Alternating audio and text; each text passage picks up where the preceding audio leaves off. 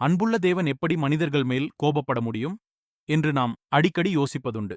ஆனால் தேவன் பூரண பரிசுத்தமுள்ளவர் மற்றும் நீதியுள்ளவர். வெளிச்சம் இருக்கும் இடத்தில் இருளுக்கு எப்படி இடமில்லையோ, அதேபோல பரிசுத்தமுள்ள தேவனுக்கு முன்பாக நமது பாவங்களுக்கும் அநீதிக்கும் இடமில்லை. அதனால்தான் பாவத்தின் விளைவாக தேவனுடைய கோபம் மனிதர்கள் மேல் இருக்கிறது.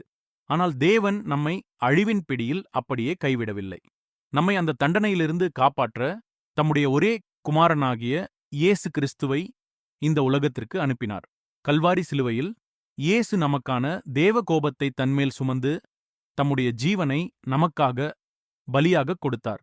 இதுவே தேவன் நமக்கு கொடுத்திருக்கும் கிருபையின் காலம். நாம் செய்ய வேண்டியது ஒன்றே ஒன்றுதான். நமது பாவங்களை விட்டு விலகி இயேசு கிறிஸ்துவை முழுமையாக விசுவாசிப்போம். அவர் உங்களை தேவ கோபத்திலிருந்து விடுவித்து நித்திய ஜீவனையும் சமாதானத்தையும் இலவசமாகத் தருவார். ஆமென்.